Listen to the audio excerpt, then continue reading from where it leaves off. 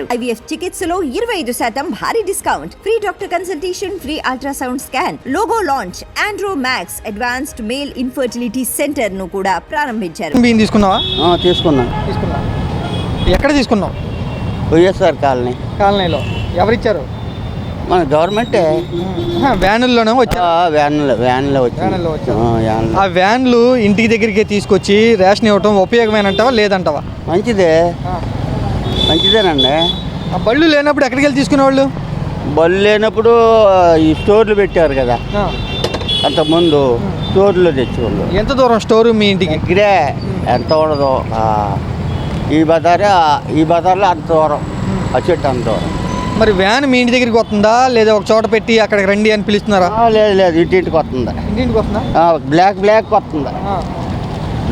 మరి ప్రభుత్వం కానీ మంత్రి గారు కానీ ఈ వాహనాల వల్ల ఉపయోగం లేదు, ఇంటింటికి రావట్లేదు అని కొంతమంది తిడుతున్నారు. అలాగే మంత్రి నాదెండ్ల మనోహర్ కూడా అంటున్నారు కదా. లేదు, ఎవరయ్యా నిన్నగా నేను తీసుకుందే.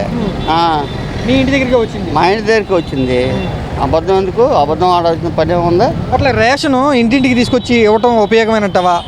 ఉపయోగమే, మరి ఉపయోగంగా కాకుండా మంచి చెడుగా ఏం కాదు. బండి తీసుకొచ్చి ఇంటి దగ్గర ఇవ్వటం బెటరా, షాప్కి వెళ్ళి తెచ్చుకోవటం మంచిదా? అంటే ఒకటండి, పనులకి వెళ్ళిపోయిన అయితే కొద్దిగా లేట్ అవుద్ది. షాప్కి వెళ్ళే వాళ్ళైతే అక్కడికి వెళ్ళి తెచ్చుకుంటారు. అది పనులకి వెళ్ళేవాళ్ళు పొద్దున్న వచ్చేస్తుంది కదా, వేసుకుని వెళ్ళిపోతున్నారు. అది ఏ విధానం వల్ల ఉపయోగం అంటావు? ఏ విధానం వల్ల జనాలకు ఉపయోగం? బాగానే ఉపయోగం, ఎందుకంటే ఇంటికి వస్తుంది కాబట్టి మా అలాంటి వాళ్ళకి కొద్దిగా ఇదిగా ఉంటుంది.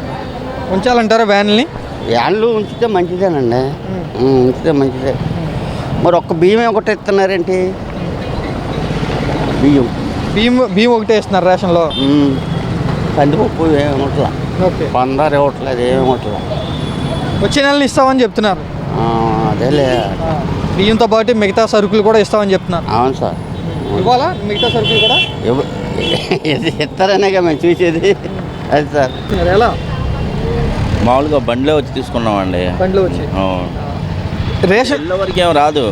మనం ఒక రోడ్డు మీద పెడతారు, ఆ రోడ్డు మీదకి వెళ్ళి తీసుకోవాలి రేషన్. రోడ్డు మీద అంతే, రోడ్డు మీదకి వెళ్ళాల్సిందే. లేదంటే మనకి ఒకసారి కేటాయిస్తారు, కేటాయించిన దాటికి వెళ్ళి మనం రేషన్ తీసుకోవాలి ఆ ప్రదేశాల్లో. మీ ఇంటికి ఆ బండి పెట్టే దూరం ఎంత దూరం ఉండిద్ది? దాదాపు లోపలికి రావాలండి. సందులో అంబేద్కర్ కాలనీ అంటే సందులో లోపల రావాలి. లోపల నుంచి వచ్చి ఇక్కడ రోడ్డు పైకి వెళ్ళాలి. అంటే గవర్నమెంట్ ప్రెస్ ఉంది కదండి, ఆ ప్రెస్ రోడ్డు తిన్నంగా లోపలికి వెళ్తే మెయిన్ రోడ్డు ఉంటుంది. అక్కడ నడుచుకుంటూ వెళ్ళి తీసుకొచ్చే దూరమేనా నడుచుకుంటూ. ఒకవేళ బండి లేకపోతే మీరు ఎక్కడికి వెళ్ళి తీసుకోవాలి రేషన్?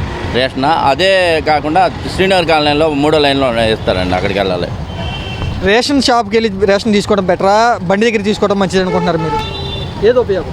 బండి దగ్గరికి వెళ్ళి తీసుకోవడమే కాస్త ఉపయోగం, దగ్గరికి ఉంటుంది అది.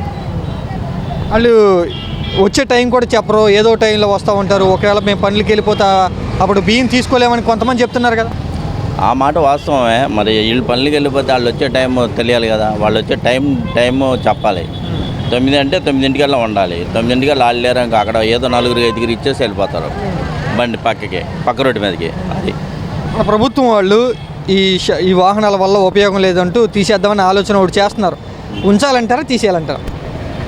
మీ అభిప్రాయం? ఈ బళ్ళు అండి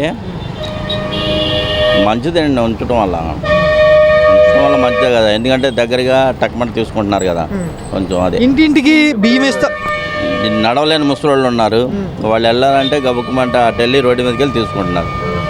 అదే రేషన్ షాప్కి వెళ్తే 1 గంట సేపు కూర్చోవాలి, 1 అరగంట అయినా కూర్చోవాలి, కూర్చొని తీసుకోవాలి.